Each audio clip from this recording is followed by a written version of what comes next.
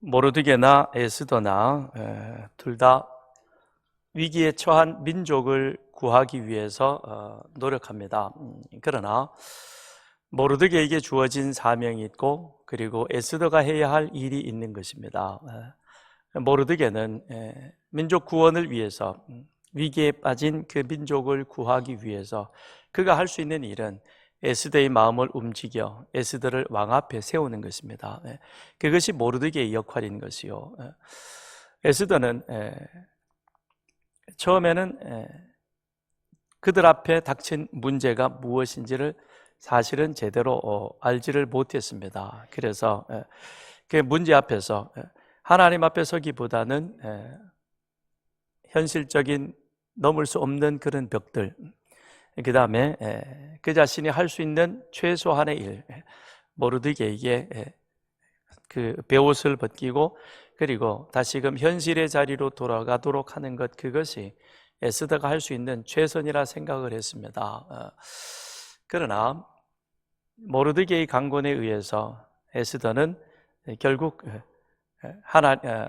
왕 앞에 서기로 결단하고 나서 그는 먼저 하나님 앞에 기도합니다.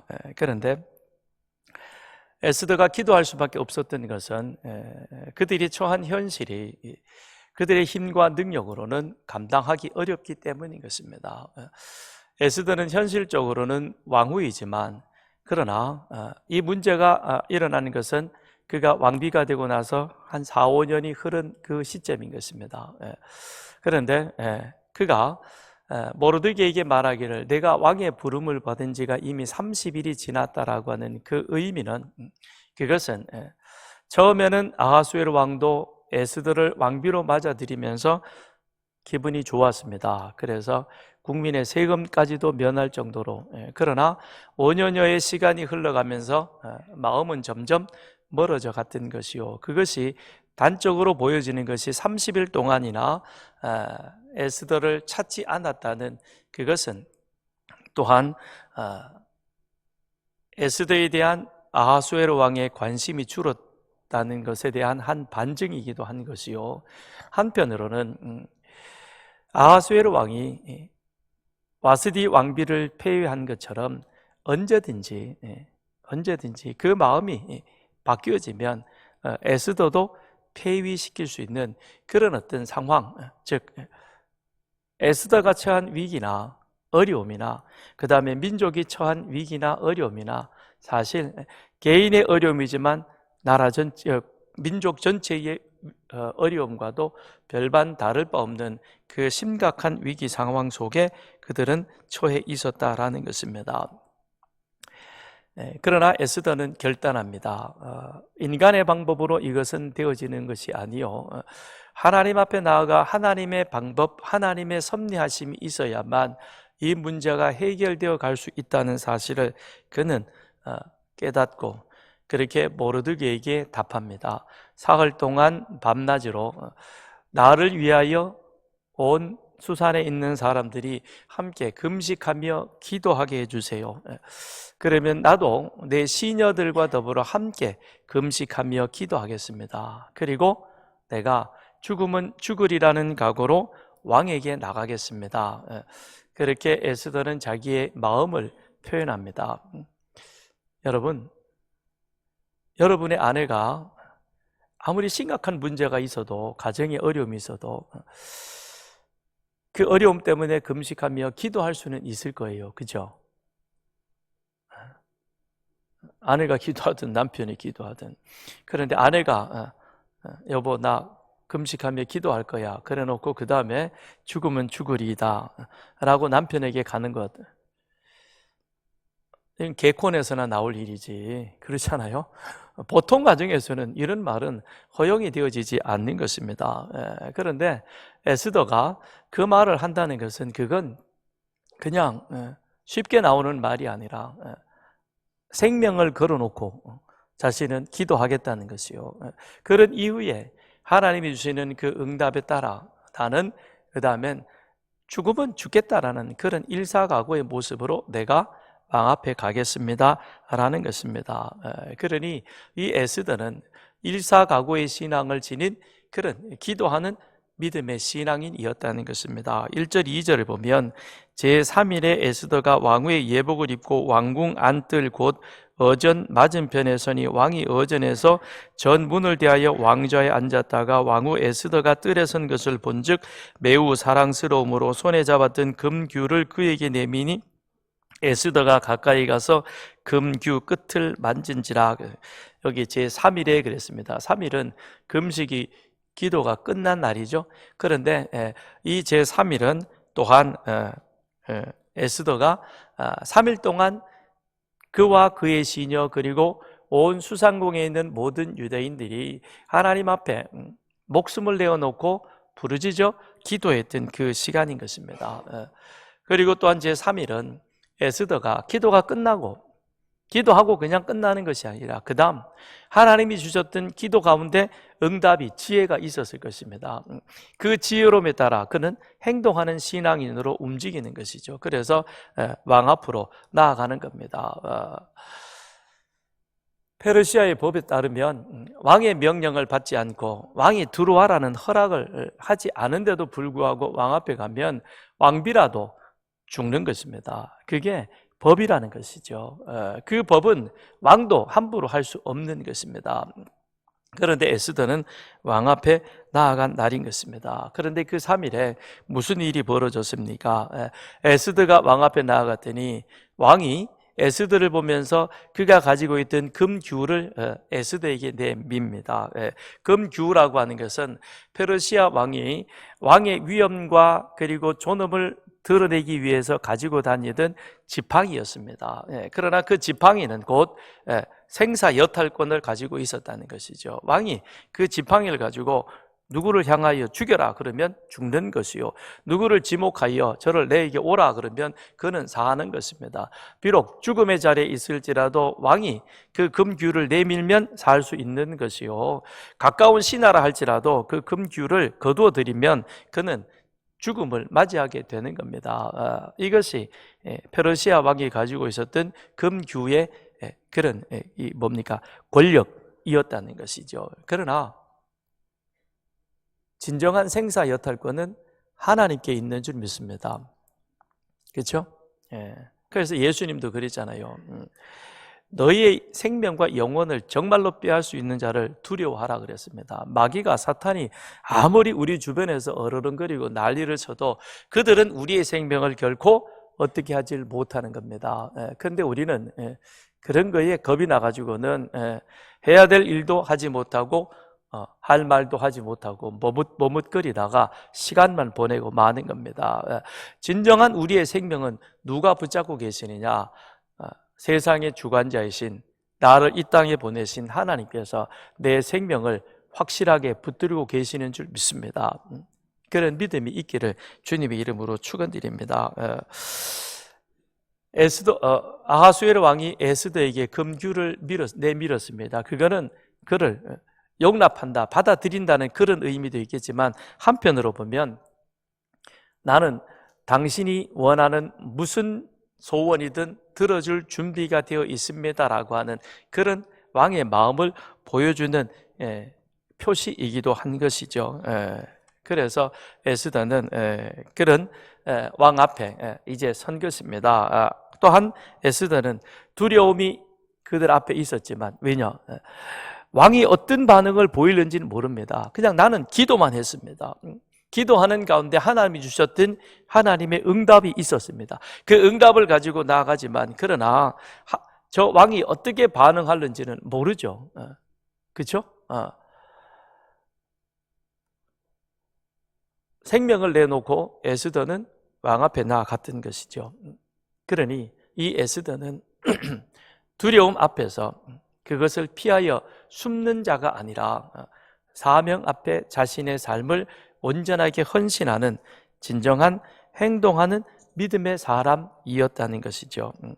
그래서 그는 3일 동안 금식하며 기도했던 바를 이제는 그 마음에 하나님 주신 응답을 가지고 실행에 옮깁니다. 3절 4절에 보면 왕이 이르되 왕후 에스더여 그대의 소원이 무엇이며 요구가 무엇이냐 나라의 절반이라도 그대에게 주겠노라 하니 에스더가 이르되 오늘 내가 왕을 위하여 잔치를 베풀어 사오니 왕이 좋게 여기시거든 하만과 함께 오소서.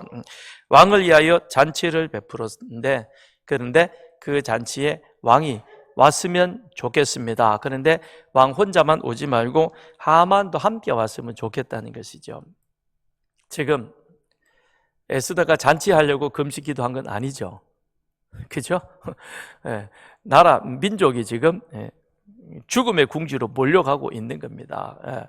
이 날이 지나면 하만은 예정대로 모르드게를 나무에 달 그런 만반의 준비 태세를 갖춰놓고 있는 상황인 것입니다.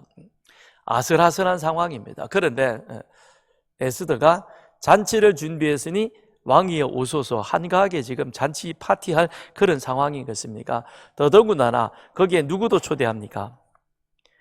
원수인 하만도 그 자리에 초대했다라고 하는 것입니다. 왜 그럴게요? 금식 기도의 결과인 것이죠. 금식 기도하는 가운데 하나님이 에스더에게 지혜를 주셨고 그 지혜가 곧 하나님의 응답임을 에스더는 확신하게 된 것입니다. 그래서 기도한 결과 그 하나님 주시는 응답을 가지고 확신 있는 행동의 삶으로 나아갔던 것이죠. 느부갓네살 왕이 꿈을 꾸었습니다.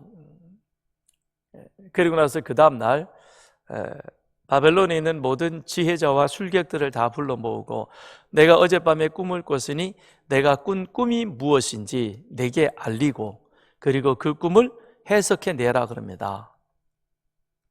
세상에 이런 일이 있나요? 제가 어젯밤에 꿈을 꿨습니다. 제가 꾼 꿈을 지금 여러분은 저에게 아뢰고 그리고 그것이 무엇을 의미하는지 알려주시오. 그럼 여러분이 저보고 뭐라 그러겠어요? 목사님 설교 준비하다가 스트레스 너무 많이 받아가지고 조금 이상해졌나, 나이가 먹더니 조금 맛이 갔나, 뭐 그러겠죠, 그죠? 아니 속으로만 그런다 그러지 말고 그러잖아, 그죠? 그럼 느부갓네살 왕도 똑같은 거예요. 말이 되는 얘기를 해야지. 자기가 꿈을 꿨으면 내가 어젯밤에 이런 꿈 꿨는데 근데 이게 뭐지 그러고 얘기를 해야 될 거 아니에요. 그래야지 뭐 이 말을 하든 저 말을 하든지 듣고 그 다음에 왕이 판단할 내용인데 지는 이런 방구 얘기도 안 하고 그리고는 불러다 모아놓고는 내가 어젯밤에 무슨 꿈 꿨는지 얘기를 하라 그럽니다. 근데도 시간이 지나가서 얘기를 하는 사람이 아무도 없으니 그 사실이죠. 뭔 얘기를 할 거예요? 그렇잖아요. 괜히 말 잘못했다가는 죽는데.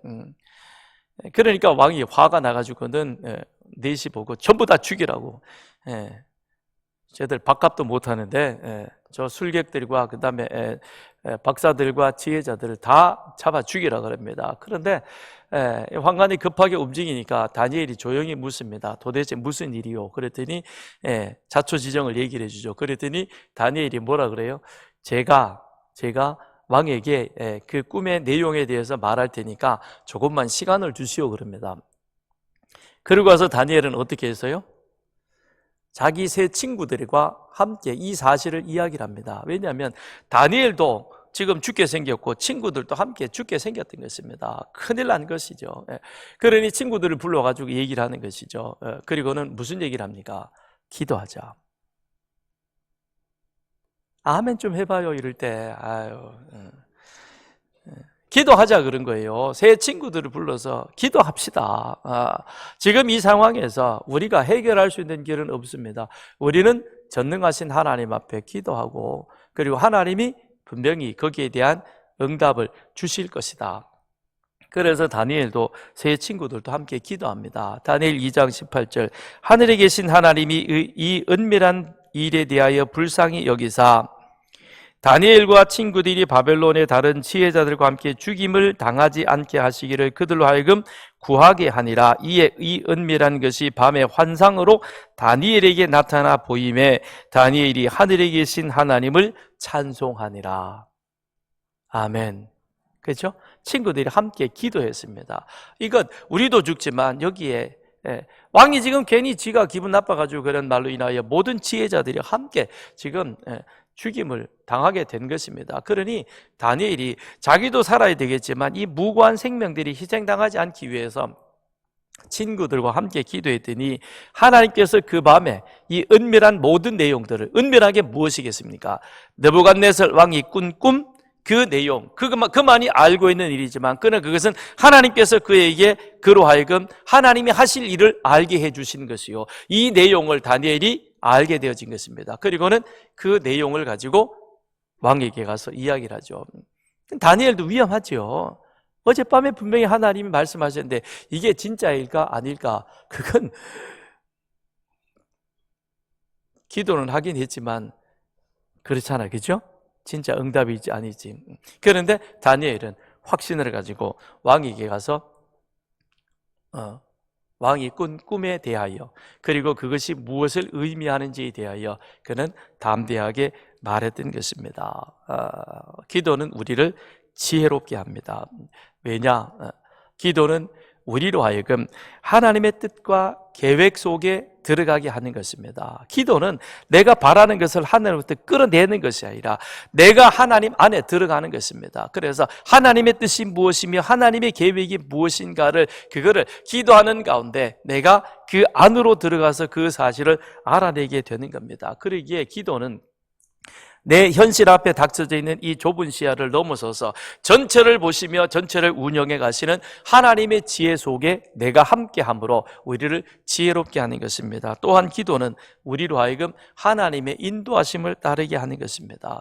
모든 상황을 다 아시는 그 하나님 앞에 내가 지금 당면한 이 문제를 에스더도 다니엘도 가지고 와서 하나님 앞에 기도합니다. 그랬을 때 하나님께서는 당신의 계획이 무엇인가, 에스더를 통해서 왜 잔치를 준비하게 하셨고 그 자리에 왕을 초대해서 그리하여 이 사건을 어떻게 풀어가시는가, 하나님의 계획 속에 있는 것입니다.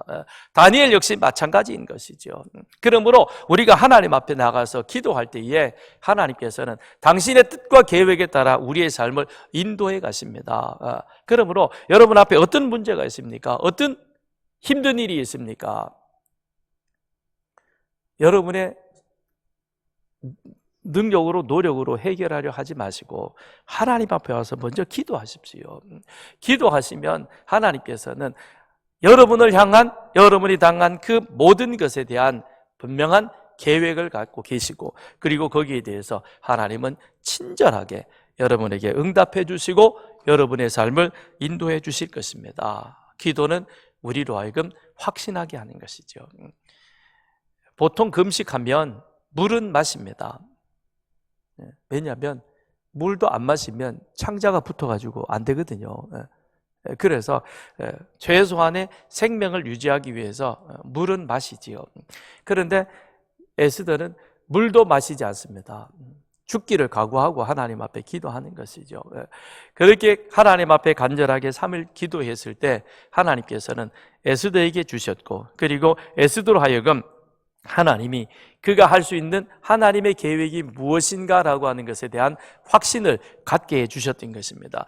에스더가 기도하되 금식하며 물도 마시지 않고 기도했던 것은, 그건 자신의 한계를 하나님 앞에 솔직하게 고백하는 것이죠. 하나님, 나는 이 나라의 왕후입니다. 그러나 내가 지금 왕에게 부름받지 못한 지가 이미 30일이 지났습니다. 그러므로 내가 할 수 있는 것은 아무것도 없습니다. 하나님이 해 주셔야만 하는 겁니다. 그래서 나는 하나님 앞에 금식하며 엎드려 기도합니다. 여러분, 정말 심각한 문제가 있으면 그렇게 하나님 앞에 금식하며 한번 기도해 보십시오. 신앙생활 평생 하면서 그래 한두 번쯤은 우리가 하나님 앞에 정말 결단하는 마음으로 금식하며 기도하는 그런 어떤 시간들이 좀 있기는 있어야 되지 않겠습니까? 그래서 하나님이 주시는 그 응답을 가지고 그 확신 속에 앞으로의 신앙생활을 우리가 한 걸음 한 걸음에 디디며 가야 되잖아요. 제가 오늘 아침에 이렇게 히터를 틀어놓은 걸 끄라 그랬어요. 어르신들이, 성도님들이 추우시대요. 저희 한 달에 전기요금이 한 400만 원 나오거든요. 근데 5, 6월 달 조금 줄이면 한 100만 원 정도 절약이 됩니다. 100만 원이면 선교사 2분 저희들이 생활비, 사역비를 보내드릴 수 있습니다. 우리가 조금 불편하고 조금 그 어려움을 견디면 보다 더 많은 하나님의 일을 할 수 있습니다. 간절기가 조금 쌀쌀하긴 하죠, 그죠? 그럼 옷 조금만 더 두꺼운 거 입고 오십시오. 봄이니까 너무 못 부리려고만 하지 마시고 조금. 그래서 우리 딱 지나가면 우리가 조금만 참으면 선교사 2사람 사역비를 더 보낼 수 있구나. 하나님 일을 더 많이 할 수 있구나. 그렇죠? 그런 어려움. 그 어려움도 우리는 잠깐 견딜 필요가 있는 겁니다. 근데 정말 더 어려움이 있다면 우리는 하나님 앞에 금식하며 기도할 수 있는, 그래서 하나님이 우리의 삶을 확신으로 이끌어갈 수 있는 그런 은혜가 여러분과 저에게 있기를 바랍니다. 잔치에 초대받은 이 왕이 에스더에게 말합니다. 그대의 소청이 무엇이냐? 원하면 나라의 절반이라도 주겠다 그럽니다. 나라의 절반이라도 주겠다. 진짜 나라의 절반을 주겠다기보다는 그거는 나는 너의 소원을 들어줄 충분한 준비가 되어져 있다는 겁니다. 내가 누구냐? 왕 아니냐? 그러니까 나라의 절반까지 줄 만큼 네가 무슨 소원을 하든지 나는 그것을 충분히 들어줄 준비가 되어져 있다는 겁니다. 그러니 이것은 왕으로서의 자기 과시인 것이지 진짜 그렇게 주는 것은 아닙니다. 그런데 정말 이 왕의 말에 순진하게 반응했던 야사에 의하면 한 여인이 있는데 아르타인테라고 하는 여인입니다. 아마 왕이 그 여인을 보면서 너무 좋아서 그랬는 모양이죠. 에스더에게 했던 것처럼 나라의 절반이라도 줄 테니 그러니 내 소원이 무엇이냐 그랬더니 이 아르타인테가 그 말이 진짜인 줄 알고 왕이여 나라 저쪽에 남쪽 북쪽을 전부 저에게 주세요 그랬대요. 그래가지고 왕이 굉장히 곤혹해 했다고 하는 게 이 아하수에로 왕의 야사에 있는 이야기입니다. 근데 에스더는 알지요? 자기 과시하려고 저러는구나. 그리고 충분히 나의 소원을 들어주려고 그러는가 보다. 이게 하나님의 응답이요, 이것이 하나님의 뜻인가 보다. 에스더는 아는 것이죠. 그런데 그런 왕에게 에스더가 하는 말은 무엇입니까? 잔피를 준비했으니 오실 수 있느냐라는 것이죠. 그러면서 잔치에 초대하는 겁니다. 그랬더니 왕이 급히 하만과 함께 같이 그 잔치에 참여했습니다. 그리고는 6절에 가서 보면 잔치에 술을 마실 때에 라는 이 말은 잔치에 참여한 이 아하수에로 왕이 가서 보니까 이 왕비가 잔치를 차렸는데 얼마나 자기가 좋아하는, 자기가 원하는, 먹고 싶어 했던 그런 것들을 정말 쫙 차려놨거든요. 너무 기분이 좋아가지고, 그러니까 이거는 6절에서 왕 잔치에 술을 마실 때라고 하는 것은 술 취해서 술김에 한 얘기가 아닌 거예요.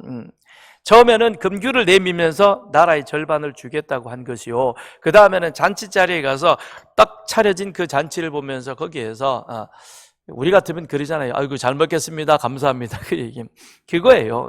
그러면서 그가 그 자리에 앉아가지고 또 얘기하는 것이죠. 그대의 소청이 무엇이냐, 내가 곧 허락하겠다라고 말하는 겁니다. 그런데 인간의 생각대로라면 벌 2번이잖아요, 그렇죠?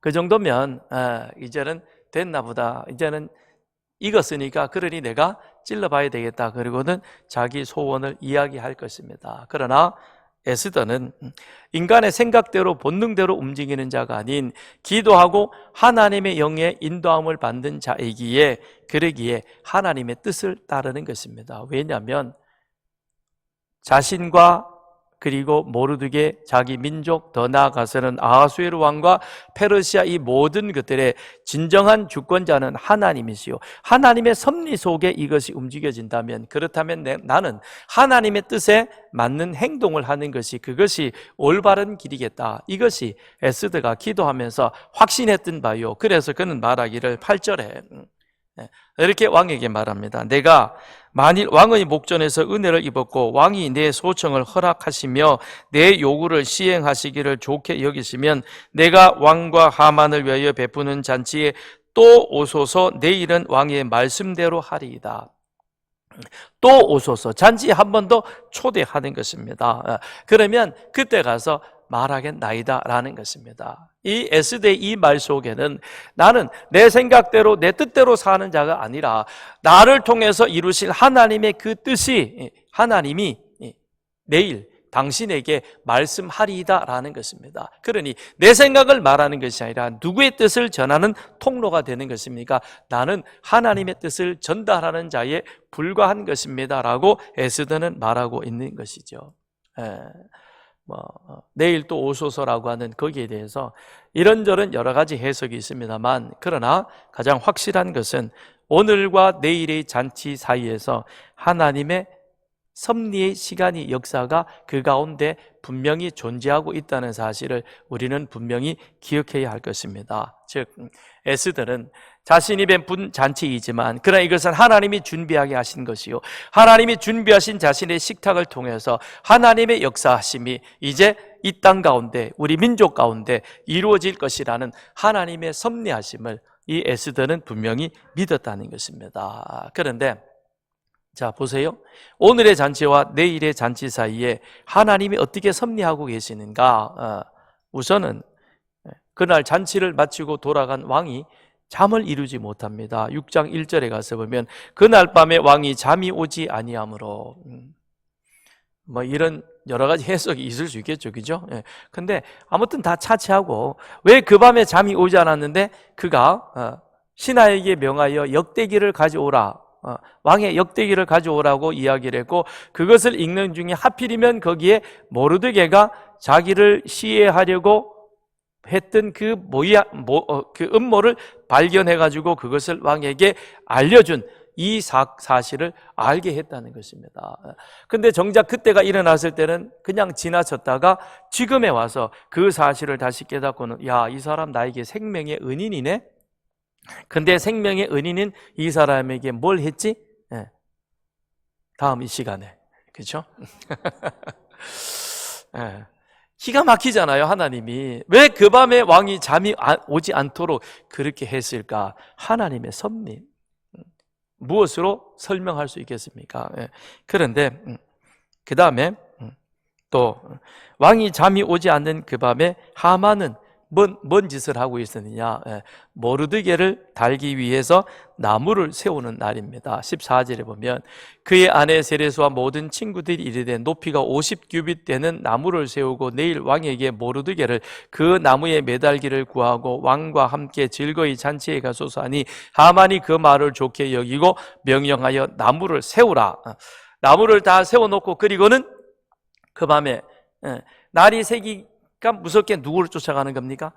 왕에게 쫓아가잖아요. 그렇죠? 희한하잖아요. 하나님이 참 하시는 일이 너무 신명박칙하지 않습니까? 왕은 잠이 안 오고 에스더는 잔치를 끝내고 내일 잔치를 위해서 다시 시녀들과 더불어서 잔치를 쫙 준비하고, 그리고는 만반의 준비를 다 갖추고, 그리고 하만은 지 죽을 줄 모르고 자기가 매달려 죽을 나무를 미리 준비하고 있는 그 상황. 그런데 본인은 까맣게 모르고 있는 것입니다. 그렇죠? 하나님의 섭리하심. 이 세상의 참된 주권자는 누구십니까? 하나님이십니다. 여러분, 이 사실을 결코 잊지 말기를 바랍니다. 9절을 보십시오. 그날 하만이 마음이 기뻐 즐거이 나오더니 모르드게가 대궐문에 있어 일어나지도 아니하고 몸을 움직이도 아니하는 것을 보고 매우 노하나. 상황이 지금 어디로 흘러가고 있습니까? 모르드게는 지금 이 상황을 전혀 모르고 있습니다. 그리고는 3일 금식 기도하고 에스더가 왕 앞에 간다 그랬죠. 가서 무슨 일이, 어떤 상황이 벌어진지 모르드게는 전혀 모르고 있는 상황이겠습니다. 그런데 모르드게의 모습은 어떠합니까? 처음 하만에게 왕이 절하라고 했을 그때나, 그리고 상황이 점점 더 악화되어져 가고 있는 지금 이 상황, 이 순간에도 모르드게의 하나님을 향한 그 믿음의 자세는 변함이 없습니다. 그때도 그는 절하지도 않았고 굽히지도 않았습니다. 그런데 지금에 와서도 이미 하만의 위세가 하늘을 찌를 듯하는 것입니다. 그런 상황 속에서도 모르드게는 하나님에 대한 요지부동의 신앙을 가지고 하만이 자기를 어떻게 하든 뭘 하든지 간에 그는 거기에 대해서 전혀 불안해하지도 않고 두려워하지도 않는다는 것입니다. 모르드게의 이런 모습을 누가 보고 계실까요? 하만은 보고 기분 나빴지만 하나님은 보시며 어떻게 했어요? 박수 쳤을 것입니다. 야, 진짜 너 진짜구나. 그럴 거 아니에요, 그죠? 그 소리 안 들려요? 하만이 모르드게를 보면서 야, 너 진짜구나. 네가 진짜구나. 그 하나님이 얼마나 기뻐하셨겠습니까? 히브리서 기자는 이런 사람은 세상이 감당하지 못한다 그랬습니다. 하만이 이길 수 있겠어요? 하만이 모르드게를 넘어뜨릴 수 있겠어요? 안 되는 거예요. 누가 잡고 있는 거예요? 하나님이 붙잡고 계시는데, 야, 내가 쟤를 붙잡아 주지 않으면 내가 누구를 지켜주겠느냐. 나에 대해서 저런 믿음과 충성과 헌신으로 나아가는데, 근데 내가 지켜야지. 우리가 하나님 앞에 이런 결단의 신앙으로 나가면 세상은 우리에게 와서 이런저런 여러 가지 위협을 가하지만, 그러나 우리 하나님께서 우리를 지켜 붙잡아 주시기에 그러기에 우리는 결단코 넘어지지 않고 승리하게 되는 줄 믿습니다. 하만은 기분 나빴죠. 그래 가가지고는 먼저 자기 자랑하기 바쁩니다. 11절 12절 자기의 큰 영광, 자녀 많은 것, 왕이 자기를 들어 왕의 모든 지방관이나 신하보다 높이는 것을 말하며, 그러면서 12절에 내가 그래서 왕하고 단독으로 왕후의 잔치에 참여했다. 그러면서 내일 또 간다? 그러고는 당신은 못 가지? 나만 간다? 근데 내일이 자기 세상 말로 무슨 날? 제삿날이 될지는 모르고 있는 것이죠. 기가 막힌 것이죠. 그러면서 잔뜩 자기 자랑에 취해 있습니다. 이게 세상 하나님을 모르는 세상 사람들이 살아가는 삶의 모습인 것이죠. 한치 앞을 모르는 것입니다.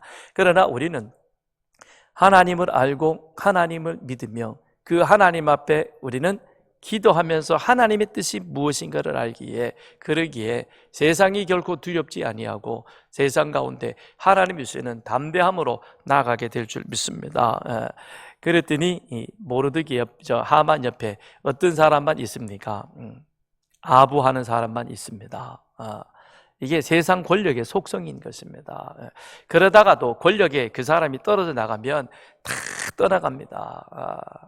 다 떠나가는 거예요. 그러니 여러분, 너무 세상 권력에 취하려 하지 말고 가까이도 가지 말고 우리는 하나님과 더 친하는 자가 되기를 주님의 이름으로 축원드립니다. 그래서 14절에 맞아요. 근데 그런 놈은 죽여야 되겠죠. 그러면서 50규빗 되는 나무를 세워가지고, 그리고는 그 모르드게를 거기에 그냥 달아버려요. 그리고 가서 왕에게 허락받으세요 라고 이야기를 하는 겁니다. 그랬더니 하만이 그 나무를 세우는 것입니다. 그런데 그가 세웠던 그 나무에 자기는 모르드게가 달릴 것이라고 그 밤에 철떡같이 믿었습니다. 그러나 하나님은 하만이 세웠던 그 나무에 모르드게 대신 하만, 하나님을 대적하는 그를 거기에 달아서 심판하시는 겁니다. 세상 권력은 무엇이든지 다 할 수 있다고 생각합니다. 권력을 가진 자들은 자기 뜻대로 세상을 운영한다고 생각합니다. 그런데 이보다도 더 큰 착각은 없는 것입니다. 세상의 주관자는 하나님이십니다. 하나님께서 지금도 당신의 뜻대로, 하나님은 이 세상을 믿음의 사람들을 위해서 섭리하고 계시는 겁니다. 보세요. 이 밤이 지나고 나니 이 밤에 에스더도 잔치 준비하고 잠들었습니다. 왕도 역대기를 읽고 잠이 듭니다. 그리고 하만도 잠이 들고 모르드게도 잡니다. 모든 사람이 다 잠든 그 밤에 하나님은 일하십니다. 새벽에 하나님이 나를 도우시리라. 그런데 그 다음날 날이 밝았더니 어떻게 되어졌습니까? 세상 역사는 바뀌어졌습니다. 하나님의 뜻대로 가고 있다는 것입니다. 하만의 뜻이 아닌 하나님의 뜻대로 이 세상 역사는 지금도 이루어져 가고 있는 것을 우리는 기억해야 됩니다. 그 하나님을 신뢰하고 그 일들을 이루어 가시는 그 하나님을 찬양하며 나아가는 이 한 주간의 여러분의 삶이 되기를 주님의 이름으로 축원드립니다. 이 시간 우리 같이 함께 기도하겠습니다. 이 시간 기도할 때에 나의 삶을 주관하시는 그 하나님 앞에 믿음으로 기도하며 하나님의 뜻을 분별하고 하나님의 뜻대로 살아갈 수 있는 우리들의 삶이 되게 해 주옵소서. 진정 하나님을 신뢰하고 내 삶 속에 하나님을 경외하는 이 한 주간의 삶이 되게 해 주옵소서. 함께 기도합니다.